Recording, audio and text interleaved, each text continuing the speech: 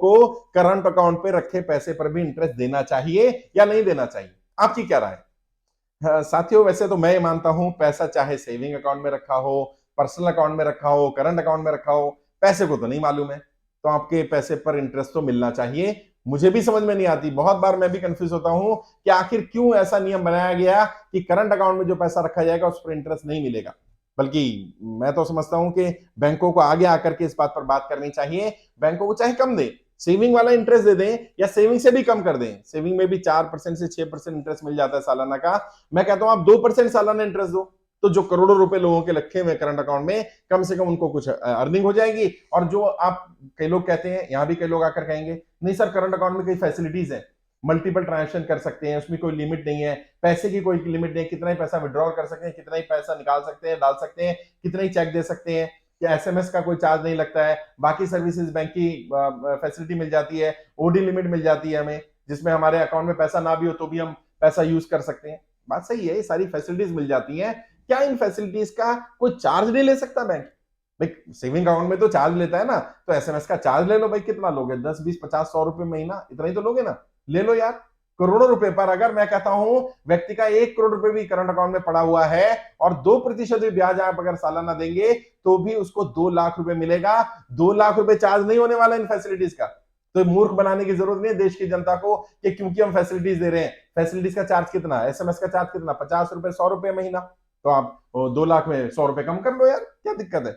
अभी कहते नहीं ट्रांजेक्शन लिमिट नहीं है, तो कितनी ट्रांजेक्शन होती है महीने में? 100, 200, 500, 1000 पर ट्रांजेक्शन पे 100 रुपए ले लो।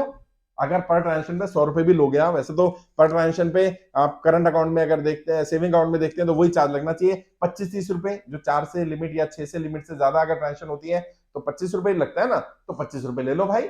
100 ट्रांजेक्शन हो जाएंगे तो कितना, 2500 रुपए। तो 2500 रुपए काट लो 2 लाख रुपए में से, बाकी उस व्यक्ति को दे दो। इस तरह से मूर्ख बनाना बंद करना पड़ेगा कि हम इतनी फैसिलिटीज दे रहे हैं और फैसिलिटी नाम पर कुछ नहीं दे रहे हैं। वो कहते हैं ना, ठन ठन गोपाल है, फैसिलिटी कुछ नहीं है भैया करंट अकाउंट में, ऐसी कोई बहुत ज्यादा एक्स्ट्रा ऑर्डिनरी फैसिलिटी नहीं दे रहे हो। और जितना पैसा करंट अकाउंट में रखा हुआ है, देश की जनता का पैसा, यकीन मानिए अगर उस पर 2% भी ब्याज बैंकों ने दिया तो वो 2% ब्याज भी लाखों करोड़ रुपए बनेगा। प्रॉब्लम क्या है? कोई बोलता नहीं है, बात नहीं करता है। और ऐसा नहीं है कि नई मांग है, ये मांग वर्षों से चली आ रही है और बहुत सारे बैंक उसमें कई ऑप्शन दे देते हैं, जिसमें फैसिलिटी देते हैं कि आपका ऑटो स्वाइप हो जाएगा। ऑटो स्वाइप में क्या रहेगा कि आपका जो अमाउंट आपको यूज नहीं करना है वो ऑटोमेटिकली ऑटो स्वाइप में जाकर के एफडी के रूप में चला जाएगा और आपको उस पर इंटरेस्ट मिल जाएगा। कई बैंक ऐसी फैसिलिटी देते हैं। आप अपने बैंक जाइए, आपका करंट अकाउंट जिस भी बैंक में, वहां पूछिए ऑटो स्वाइप फैसिलिटी है क्या, अगर है तो क्या दी जा सकती है। अगर दी जा सकती है तो करंट अकाउंट में लीजिए। और आपको पता है कि मेरा 50 लाख रुपए, 1 करोड़ रुपए ऐसा है जो मुझे अगले 1 महीने यूज नहीं करना है, या आपका 2 करोड़ रुपए अकाउंट में पड़ा और आपको पता है 50 लाख रुपए मुझे 1 महीने का यूज करना होता है, यानी मेरा 1.5 करोड़ रुपया अगले 3 महीने तक मैं यूज नहीं करूंगा, 1 करोड़ रुपया अगले 2 महीने तक मैं यूज नहीं करूंगा, और 50 लाख रुपए मैं अगले 1 महीने तक, लास्ट के 1 महीने तक भी यूज नहीं करूंगा। तो 1.5 करोड़ रुपए में से 50 लाख को आप 3 महीने के लिए ऑटो स्वाइप में डाल दीजिए, 1 करोड़ को आप 2 महीने के लिए डाल दीजिए और 1.5 करोड़ को 3 महीने के लिए डाल दीजिए। बैंक से बात तो करिए जाकर के, मिलना चाहिए, मैं भी ये मानता हूं। और अगर बैंक मना करता है कि ऐसा रूल नहीं है, तो बैंक से पूछिए कि किसने रूल बनाया और रूल क्यों बनाया। मेरा पैसा जो सेविंग अकाउंट में पड़ा हुआ है, अगर वही पैसा मैं करंट अकाउंट में डाल देता हूं तो क्या बदला? और अगर नहीं कुछ बदला, पैसा वही है, वही पैसा आप यूज भी कर रहे हैं। ऐसा तो नहीं है ना मेरे करंट अकाउंट में जो पैसा पड़ा है वो बैंक यूज नहीं कर रहा है, वो बैंक किसी को लोन के रूप में नहीं दे रहा है, वो बैंक शेयर मार्केट में नहीं लगा रहा है, म्यूचुअल फंड में नहीं लगा रहा है, वो बैंक एसेट के रूप में यूज नहीं कर रहा है उस पैसे को, या कहीं एसेट बनाने के लिए यूज नहीं कर रहा है। अगर मेरे पैसे का यूज किया जा रहा है तो बदले में मुझे कुछ मिलना चाहिए, और ये आपका अधिकार है। अपने अकाउंट बैंक में जाइए, मैनेजर से बात करिए, करंट अकाउंट में मुझे सेविंग का इंटरेस्ट कम से कम दिया जाए, और सेविंग से ज्यादा दे सकते तो बहुत अच्छी बात है। अगर नहीं दे रहे हैं तो उनसे पूछिए क्यों नहीं दे रहे, किस रूल के हिसाब से। वो रूल बताएगा, बोलिए रूल किसने बनाया, और जिसका भी नाम ले वो कहेगा आरबीआई ने बनाया, वो कहे भारत सरकार ने बनाया, तो वहां भी एक लेटर भेज दीजिए कि करंट अकाउंट पर नो इंटरेस्ट क्यों नहीं मिलता।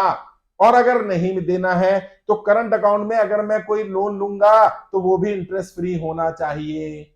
अगर करंट अकाउंट का पैसा इंटरेस्ट फ्री होगा तो करंट अकाउंट में जो लोन मिलेगा वो भी इंटरेस्ट फ्री होगा। अब देखो बैंक की हालत खराब होती है। बैंक 100 रुपए भी नहीं देता साहब, 100 रुपए तो बड़ी बात है, 1 रुपया भी विदाउट इंटरेस्ट नहीं देता बैंक, और हमारा लाखों करोड़ रुपए बैंक यूज करेगा विदाउट इंटरेस्ट के। ये कब से बदमाशी चली आ रही है? अब ये बदमाशी नहीं चलनी चाहिए। आपको जाकर बैंकों से बात करनी चाहिए, आरबीआई से बात करनी चाहिए, भारत सरकार से बात करनी चाहिए। सरकार अगर कहीं जनता का अहित में कोई फैसला लेती है, कोई कानून गलत बन गया है, तो सरकार की जिम्मेदारी बनती है उस कानून को बदला जाए। हम सरकार इसलिए ही तो चुनते हैं। पुरानी सरकारों से हम नाराज थे, तभी तो नई सरकार लेकर के आए थे। अगर नई सरकार भी उसी पुराने ढर्रे पर चलती रहेगी तो फिर नए लोगों को लाने का क्या फायदा?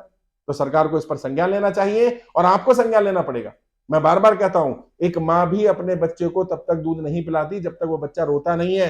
खासकर से वो बच्चा जो दूध पीता बच्चा है, जो भी बोलता नहीं है, मां को कैसे पता चलेगा बच्चा भूखा है? बच्चा रोएगा तो। और सरकार हमारी मां है, माई बाप कहते हैं ना सरकार को, तो सरकार के सामने में अपनी मांग तो रखनी पड़ेगी, माने ना माने। तो जाइए, जिसने भी सवाल पूछा बिल्कुल बढ़िया सवाल पूछा है, और मैं समझता हूं इस पर हम सबको संज्ञान लेने की जरूरत है। अपने बैंक में जाइए, बैंकों से जाकर के बात करिए, ऑटो स्वाइप फैसिलिटी के बारे में पूछिए कि मेरा जो पैसा एक्स्ट्रा है, क्या मैं उसको एफडी के रूप में यूज कर सकता हूं करंट अकाउंट में? क्या मुझे आप उस पर इंटरेस्ट देंगे कि नहीं देंगे? और पूछिए कौन सी फैसिलिटी आप दे रहे हैं बदले में। अगर मेरा 10, 20, 50 लाख, करोड़, 2 करोड़, कई लोगों का 50, 100 करोड़ रुपए बैंक में पड़ा रहता है अनयूज करंट अकाउंट में, और उस पर 1 रुपया भी इंटरेस्ट नहीं दिया जा रहा, क्यों नहीं दे रहा जा रहा?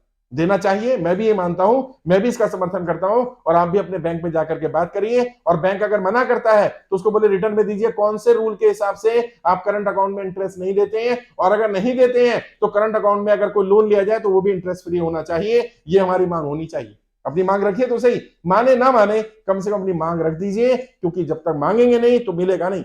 मांगने के बाद हो सकता है मिल जाए, हो सकता है ना मिले, लेकिन बिना मांगे तो नहीं मिलने वाला है। यहां सरकार के सामने अपनी मांग रखनी पड़ेगी। अगर वो कोई रूल बताते हैं तो रूल किसने बनाया, उससे भी सवाल करिए। और अगर आरबीआई का रूल है, भारत सरकार का रूल है, वित्त मंत्रालय का रूल है, तो वहां पर भी एप्लीकेशन लगाइए कि मुझे मेरे करंट अकाउंट में फैसिलिटी दी जाए कि मेरा पैसा जो यूज नहीं हो रहा, मैं यूज नहीं कर रहा हूं, बैंक उसको यूज कर रहा है, तो बैंक उस पर मिनिमम कम से कम सेविंग का इंटरेस्ट दे। और अगर नहीं दे रहा तो उसका कारण बताए कि बदले में मुझे कितनी फैसिलिटीज दी जा रही है, कितने अमाउंट की फैसिलिटीज दी जा रही है, और मेरा सेविंग अकाउंट में कितना इंटरेस्ट बन सकता था, वो बताने की कोशिश करें बैंक।